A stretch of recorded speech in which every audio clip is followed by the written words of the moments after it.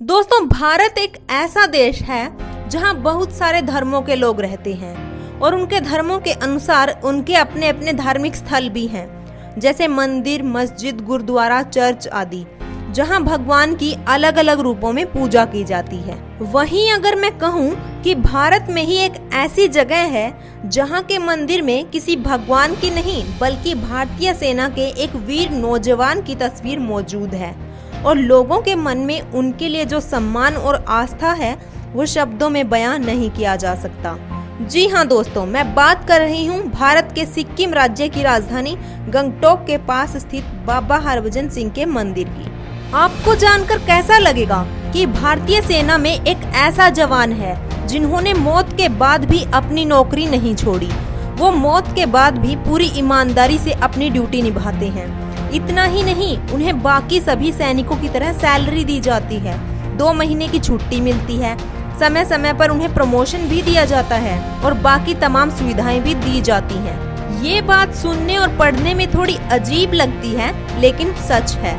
नमस्कार दोस्तों, आज की इस वीडियो में हम बात करने वाले हैं भारतीय सेना के एक सिपाही हरभजन सिंह के बारे में। साथ ही इस वीडियो में हम जानने की कोशिश करेंगे कि आखिर वो क्या कारण थे जिनकी वजह से एक 22-23 साल के नौजवान को बाबा जी के नाम से पुकारा जाने लगा, और हम जानेंगे कि आखिर लोग क्यों उन्हें भगवान की तरह पूजते हैं और अपनी मन्नत पूरी होने की कामना करते हैं। तो बने रहिए इस वीडियो के एंड तक। एक सैनिक से बाबा बने हरभजन सिंह का पूरा नाम हरभजन सिंह ब्रसाई था।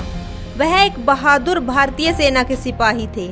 उनका जन्म 30 अगस्त 1946 को पाकिस्तान के गुजरांवाला जिले के एक छोटे से गांव में हुआ था। बंटवारे के बाद उनका परिवार पंजाब में आ गया। 20 साल की उम्र में हरभजन सिंह 9 फरवरी 1966 को भारतीय सेना के पंजाब रेजिमेंट में सिपाही के रूप में भर्ती हुए थे। महज 2 साल बाद 4 अक्टूबर 1968 को एक हादसे में उनका देहांत हो गया। घटना के वक्त उनकी ड्यूटी 23वें पंजाब रेजिमेंट के साथ पूर्वी सिक्किम में थी। उस दिन हरभजन सिंह घोड़ों के एक काफिले को तुकुला से डोंगचुईला ले जा रही थी। तभी अचानक नाथुला पास के समीप उनका पैर फिसल गया और नजदीकी नाले में गिर गए। नाले में पानी का बहाव हरभजन सिंह के शरीर को घटना स्थल से 2 किलोमीटर दूर तक ले गया। दोस्तों, हरभजन सिंह की मौत के बाद सेना के लोगों ने कई दिन तक उनके शरीर की तलाश की, लेकिन उन्हें खोज में कुछ नहीं मिला। सेना को लगा कि हरभजन सिंह डरकर भाग गया है। कहा जाता है कि उनकी मृत्यु के कई दिन बाद वे अपने एक साथी प्रीतम सिंह के सपने में आए और अपने मौत का कारण और अपने गुम शरीर के बारे में बताया। आश्चर्य की बात यह है कि भारतीय सेना को 3 दिन की खोजबीन के बाद उसी जगह पर उनका शव मिला जहां पर उन्होंने सपने में बताया था। शव मिलने के पश्चात सेना को अपनी गलती का एहसास हुआ और उन्होंने ससम्मान हरभजन सिंह का अंतिम संस्कार करवाया। यही नहीं, ये भी कहा जाता है कि हरभजन सिंह ने अपने साथी के सपने में आकर अपनी समाधि स्थल बनाने का भी अनुरोध किया और उन्होंने कहा कि उनका शरीर भले ही खत्म हो चुका है, लेकिन उनकी आत्मा अभी भी ऑन ड्यूटी है और दिन के 24 घंटे भारत चीन सीमा पर पहरा देती रहेगी। दोस्तों, शुरुआत में बहुत सारे लोगों को ये अंधविश्वास लग रहा था, लेकिन बाद में कुछ ऐसी घटनाएं हुई कि हरभजन सिंह धीरे धीरे मशहूर होने लगे। जब भी कोई सैनिक ड्यूटी के समय लापरवाही करता या किसी सिपाही को ड्यूटी के समय नींद आ जाती, तो बाबा हरभजन सिंह उसे सजा भी देते थे और उन्हें बाबा जी का जोरदार थप्पड़ पड़ता था।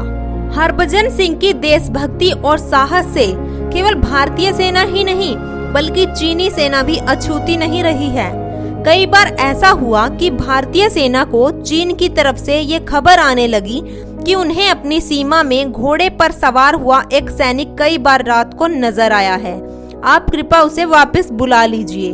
शुरुआत में भारतीय सेना को यह बात काफी अजीब लगी, क्योंकि जिस सैनिक के बारे में चीनी आर्मी बात कर रही थी उसके बारे में खुद इंडियन आर्मी को भी कुछ पता नहीं था। लेकिन बाद में जब हरभजन सिंह ने कई बार अपने साथी सैनिकों के सपने में आकर चीनियों की कई योजनाओं को असफल कर भारतीय सेना का साथ दिया, तब भारतीय सेना भी उन्हें बाकी सैनिकों की तरह ट्रीट करने लगी। बात सिर्फ बाबा हरभजन सिंह के आत्मा रूप में बॉर्डर पर तैनाती तक की ही नहीं थी, बल्कि उन्हें भारत चीन के बीच में होने वाली हर फ्लैग मीटिंग में शामिल भी किया जाता है। एक खाली कुर्सी उनके नाम की भी रखी जाती है। बाद में हरभजन सिंह के समाधि स्थल पर ही उनका मंदिर स्थापित कर दिया गया। हरभजन सिंह का मंदिर सिक्किम की राजधानी गंगटोक के पास स्थित है। यहीं से उन्हें बाबा हरभजन सिंह का दर्जा दिलाया गया। कहा जाता है कि यहाँ सिर्फ भारतीय सेना ही नहीं, चीनी सेना के जवान भी उनके सम्मान में शीश झुकाने आते हैं। बाबा हरभजन सिंह का मंदिर भक्तों के लिए एक प्रमुख धार्मिक स्थल है।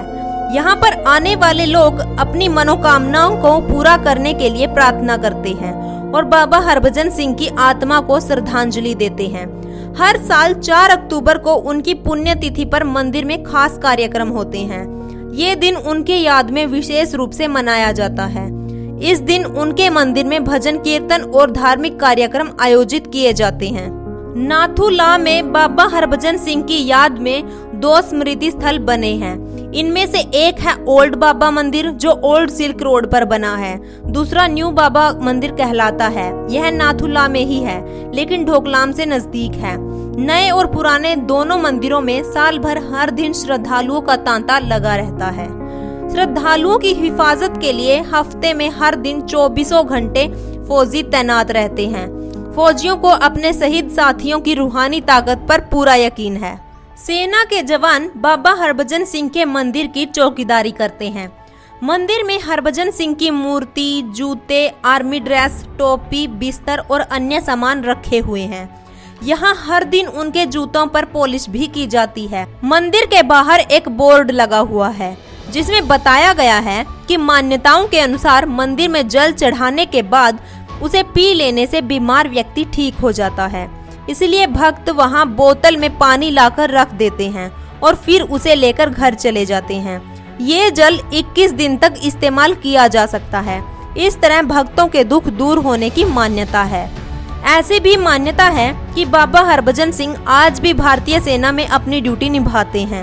वह आज भी सरहद पार चीन की तमाम गतिविधियों की जानकारी अपने साथी सैनिकों तक पहुंचा देते हैं। दोस्तों, जो सैनिक हरभजन सिंह के बंकर में तैनात रहते थे, उन्होंने बताया कि जब भी रात को वो लोग बाबा जी का बिस्तर लगाते थे तो सुबह उनकी चादर तनी हुई नहीं होती थी, बल्कि उसमें सलवटें होती थी और तकिए पर भी सर का तेल लगा मिलता था। उनके जूतों पर कई बार मिट्टी भी लगी मिलती थी, जैसे कि कोई सिपाही अपनी ड्यूटी पूरी करके आया हो। दोस्तों, हरभजन सिंह को बाकी सैनिकों की तरह साल में 2 महीने की छुट्टी भी दी जाती थी। जब वे छुट्टी पर जाते तो 3 सैनिक उनकी वर्दी, जूते और बाकी का सामान लेकर चलते थे। ट्रेन में उनके लिए एक सीट रिजर्व की जाती थी। 15 सितंबर से 15 नवंबर यानी कुल 2 महीने तक हरभजन सिंह की छुट्टी चलती थी। इन 2 महीनों के दौरान सीमा पर सैनिकों को हाई अलर्ट पर रखा जाता था, क्योंकि इस दौरान उन्हें बाबा जी की मदद नहीं मिल सकती थी। हरभजन सिंह का प्रमोशन भी सेना के नियम कायदों के अनुसार हुआ। यही वजह है कि सेना में सिपाही के पद पर भर्ती होने वाले बाबा हरभजन सिंह कैप्टन के पद से रिटायर हुए। नियमों के मुताबिक उन्हें 2005 में रिटायर हो जाना चाहिए था, लेकिन ड्यूटी के प्रति उनकी निष्ठा को देखते हुए उनका कार्यकाल 1 साल और बढ़ा दिया गया।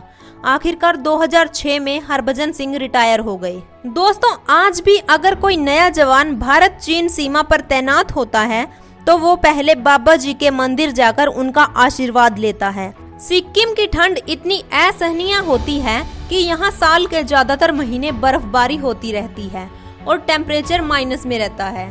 इतनी ठंड में भी भारतीय सेना के जवान भारत चीन सीमा पर डटे हुए हैं, क्योंकि उन्हें विश्वास है कि बाबा जी एक सजग प्रहरी की तरह उनके साथ हैं।